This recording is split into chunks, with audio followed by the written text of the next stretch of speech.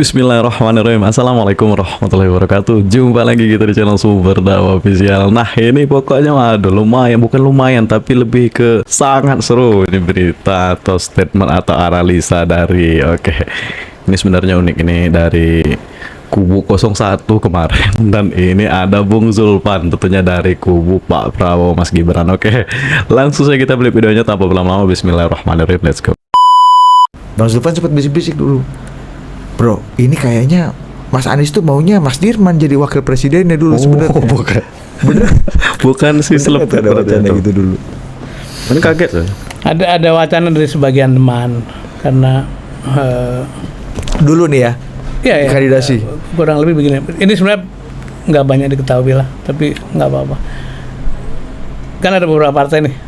Partai A mengatakan barang siapa bisa menyelesaikan urusan dengan partai B, maka dia punya hak untuk ngusulin nomor 2 gitu. Nah, partai B kebetulan yang membantu ngurusin hal-hal dan sebagainya kita lah gitu. Nah, partai B mengatakan kita nggak punya orang yang mau didorong ke Nomor 2. tengah gitu. Jadi Aduh, kasihan Abah. sebelum itu dia mengatakan ente siapa aja lah, kira-kira siapa tahu gitu. Tapi saya terbentur masalah etik. Mengapa? Kan kita yang masak nih. Kita yang masak koalisi kan. Partai ini kemudian. Terus kita seumur-umur hidup jagain etik gitu. Masa hanya gara-gara ini dimakan. Jadi saya bilang pada teman-teman, ini nggak bisa gitu. Ini sama dengan kita bikin kue dimplok sendiri gitu. Meskipun kesempatannya ada gitu. Iya. Ya, mungkin Ada atau agak besar waktu itu, Mas? Kan waktu itu makan siang terus tuh. Iya. Isinya kan. Ya, saya nggak boleh klaim, tapi misalnya kesempatannya ada, dan tapi saya memilih jalan enggak. Kaget Kita juga saya, lupakan baru tahu. skenario itu, kemudian kita cari yang terbaik, dan karena gini pertimbangannya, ini agak dalam nih. Lebih mudah mana memilih calon wakil presiden sama memilih orang yang bersedia masak kotor-kotor di belakang tanpa ada pamrih gitu. Iya. Gitu. Kawan-kawan mengatakan lebih sulit nyari orang ini gitu. Ya udah saya di sini aja. Kalau nyari wapres yang punya partai kan banyak gitu. Jadi itu betul-betul satu diskusi etik gitu ya, dan akhirnya kesimpulannya kita nggak teruskan pikiran itu. Jadi kalau orang sempat mendengar bahwa ada skenario itu, ya mungkin aja bisa jadi ada orang yang bersedia keluar, tapi berhentinya karena semata-mata soal etik. Artinya waktu itu jadi konsideran yang serius ya, Mas ya? Opsi Tidak dibicarakan secara terbuka gitu, Iya, tapi iya. ada pihak-pihak yang memikirkan hal itu. Ya, tapi sampai Bang Zulfan tahu tuh kan artinya dibicarakannya agak serius dan Nggak tahu. Kalau beliau kan semuanya tahu. Jadi gila. Iya. Tapi satu lagi menarik, Mas Dirman merasa bahwa kenapa dia harus turun tangan juga, Cela, dan ubah bareng. Turun tangan. Itu karena mungkin Jakarta punya presiden 2 kali ya dalam 2 pilkada terdahulu, itu memang literally jadi tangga untuk menuju kandidasi yang lebih tinggi gitu. Saya mau refer ke cerita Pak Joko Widodo deh. Dulu kita sangat impress dengan cerita mengenai rumah deret kan Bang. Itu kita senang sekali Mas. Wah ini bagus nih. Terus ada sungai kita jadikan halaman depan gitu ya. Dan banyak konsep-konsep begitu tuh. Konsepnya bagus, tapi begitu orientasinya adalah mencari tangga, panjatan, itu bubar itu. Yang ada adalah ada suatu proyek, kalau diamplifikasi jadi bahan kampanye, nggak diterusin gitu. Gitu.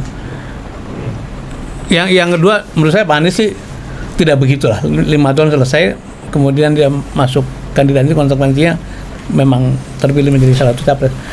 Nah, ke depan menurutku banyak sekali. Sebentar Mas, apa bedanya Pak Jokowi dan Mas Anies dalam meletakkan atau menjadikan Jakarta ini sebagai batu loncatan mereka Langit dan bumi. Mas Anies menurut saya memenuhi komitmen. Kalau bagi saya, karena kan waktu itu sudah ditawarin oleh Pak Prabowo kan, jadi cawapres kan. Dan jawaban beliau yang tidak bisa dibantah adalah saya ikut meyakinkan untuk ikut aja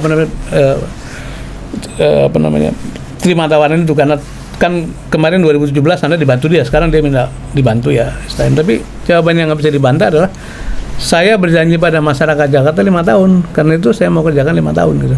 Dan itu saya hormati gitu. Jadi sebenarnya sebelumnya Pak Joko Widodo kan bahkan mungkin belum 2 tahun ya.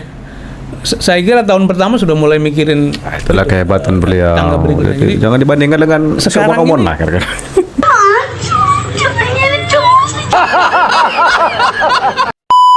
kalau lihat tantangan sekarang banyak sekali program-program atau pekerjaan yang harus dilakukannya agak panjang gitu. Bahkan 1 periode nggak cukup. Apa kamu belum apa-apa sudah mikirin 2 periode? Enggak. Tapi kalau kita punya fokus, Sebenarnya punya rencana jangka dunia panjang, otaknya belum sampai. barangkali dibuat satu model-model begitu sampai tuntas.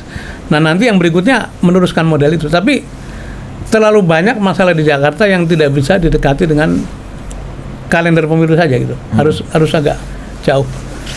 Udah di masalah pemukiman yang kumuh itu perlu Susah lah jelas orang-orang aneh. air Jakarta itu yang tersambung ke pipa baru 1 juta dari 10 juta penduduk.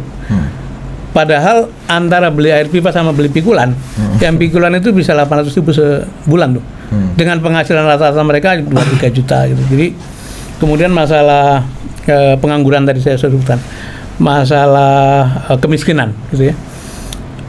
Ini Jakarta ini paradoks, Mas Didi. Bayangin orang terkaya ada di sini, perusahaan paling besar ada di sini, pemilik income terbesar ada di sini, tapi juga bagian bawahnya itu sampai begitu rupa. Bahkan saya Yang paling jahat pun ada. Yang paling baik juga banyak. Sekali ngomong langsung Iya, plak. nah Bung Sultan. cerita yang sering saya ulang adalah begini. Paling jahat. Di tempat-tempat tertentu yang Siapa lah itu? Oke. satu Pura-pura nggak tahu aja lah kita. rumah barangkali ukurannya 30-40 meter, isinya 4 orang, 5 orang, tidak ada kamar yang proper gitu. Itu jam 11-12 malam anak-anak yang tanggung umurnya itu SMP SMA meninggalkan rumah main bola. Apakah mereka begitu cinta olahraga? Enggak. Mereka harus ninggalin rumah karena memberi kesempatan pada ayah ibunya untuk beribadah. Tanda kutip ya. Cerita itu menurut saya sangat menyentuh dan itu terjadi di Jakarta gitu ya. Jadi kalau tadi ini adalah public service, kita jalankan, mudah-mudahan partai memberikan support, mudah-mudahan rakyat memberikan dukungan, Ya. saya terpilih, itu akan kita kerjakan. Oke, Sesimpel itu. pantes. Mas Dirman dengan kekuatannya beliau secara pribadi dan kekuatan politiknya termasuk image yang di Anak abah ini siap maju persepsi ternyata. yang Oke, pantas. ditumpukan ke pundaknya itu jadi aset atau liability, Bang? Saya kira apa yang Kasihan beliau si jelaskan Abang, tadi terakhir ini beberapa poin itu kan jelas itu pikiran-pikiran itu kan menjadi aset. Tidak banyak lagi orang berpikir tentang bagaimana memperbaiki, merubah daerah slum menjadi daerah yang tidak kumuh lagi, menjadi daerah yang katakanlah kehidupan yang normal gitu ya. Kita tidak ada lagi yang bicara persoalan air bersih. Orang minum apa? Apa yang diminum sehari-hari? Kita masih melihat di Jakarta ini di Kali Ciliwung orang mandi dan nyuci baju, Nyuci baju, di pinggir ya. kali. Buang di situ air. kotoran, di situ buang air itu nggak usah jauh-jauh itu. Mulai dari Kali ke Ciliwung yang kita lihat Jatinegara sampai ke Condet sampai terus ke arah ke Bogor itu. Nah ini kan tidak mendapat perhatian ya. Dulu sempat sebentar katanya mau diperdalam, dikeruk segala macam, tapi kan berhenti. Nah jadi maksud saya bahwa membangun kota itu bukan hanya sekedar membangun daerah-daerah yang sudah maju, yang sudah mapan masyarakatnya, tetapi kan membangun masyarakat-masyarakat yang di pinggir kota, yang mereka di pedalaman yang memang selama ini tidak mendapat perhatian. Itulah sebenarnya satu kesuksesan kita. Dan itu kan yang sebenarnya dari dulu riset ya, tulisan-tulisan. Sekarang kan sudah tidak ada lagi. Dulu kan kita kalau baca majalah Prisma LP3S kan, ya Oke, kan? majalah Prisma Frederick LP3S, Newman saya tak tahu. Sixtum, ya kan? Dan beberapa lembaga-lembaga itu kan membiayai riset-riset untuk bagaimana mengangkat kehidupan masyarakat itu. Sekarang kan udah tidak ada lagi tulisan-tulisan seperti itu. Yang memberi inspirasi kepada kita, kepada para pengambil keputusan. Ini untuk tamparan lebih keras memberi untuk perhatian. si Omon-Omon. Nah, ini kan Mas Dirman Untuk ingin anak, untuk kembali siapa? bahwa ini menjadi perhatian kita, gitu loh. Aku mau hubungkan dengan undang-undang tadi. Disebut kota global, pusat ekonomi segala macam. Iya betul, kalau di permukaan di Tamrin, Sudirman itu indah-indah ya. Tapi kalau di belakangnya masih menyimpan itu kita nggak mungkin.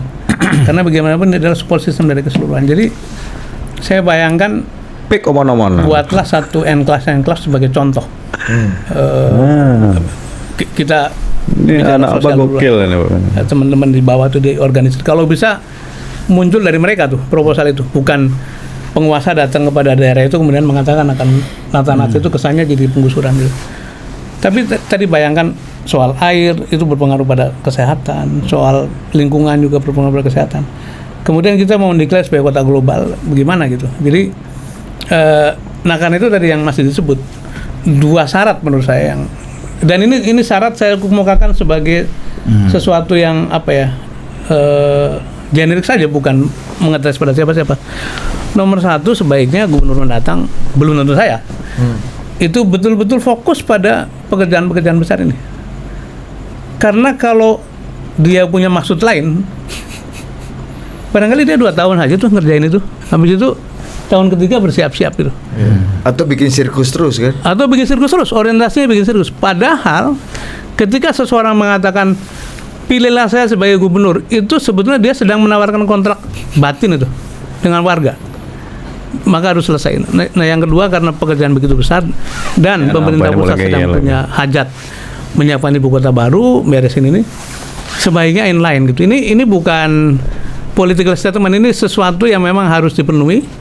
Akan baik kalau dua itu di, dan ini saya kutip ucapannya Pak siapa Menseknek kita pada zaman Ibu Mega itu, Pak BK Bambang Kesowo. iya, saya silaturahmi menjelang Pilkada 2017 karena waktu itu kan kita melihat ini gimana nanti kalau berseberangan. Beliau mengatakan akan jadi presiden yang kurang baik kalau gubernur ibu kota berseberangan dengan presiden. Yes, kita akhirnya daripada kita muntah gitu. Ini anak abah ini tak sampai pikirannya guys. Apa itu mengkritik Pak Jokowi, katanya baru 2 tahun langsung meloncat ke presiden. Pak Jokowi dari gubernur menjadi presiden itu berarti jangkauan Pak Jokowi lebih luas lagi, bukan lagi Pak Jokowi di jangkauan hanya di DKI, tapi beliau juga nasional, seluruh rakyat Indonesia, seluruh negara Indonesia. Jadi kan sayang seorang pemimpin yang hebat, yang mempunyai terobosan yang jenius, yang luar biasa, hanya dinikmati oleh warga DKI yang memang jelas-jelas itu daerah khusus ibu kota Jakarta, memang daerah yang maju. Jadi sangat sayang, jadi sangat tepat beliau menjadi presiden. Kejeniusan dan terobosan-terobosan yang luar biasa dari Pak Jokowi ini bisa dinikmati oleh seluruh warga Indonesia. Dan terutama alhamdulillah beliau sudah memberikan terobosan IKN di Kalimantan. Alhamdulillah, jadi kota-kota Indonesia bisa merata, bukan hanya di DKI Jakarta saja. Nah itu pikiran beliau tak sampai di sana. Oke dah, saya akhiri. Pokoknya tetap jaga persatuan Indonesia, jangan mau terpecah belah, jangan mau diadu domba, apalagi diadu domba sama anak abah. Saya akhiri, tetap kawal kemenangan Pak Prabowo dan Mas Gibran. Wabillahi taufiq wal hidayah. Wassalamualaikum warahmatullahi wabarakatuh.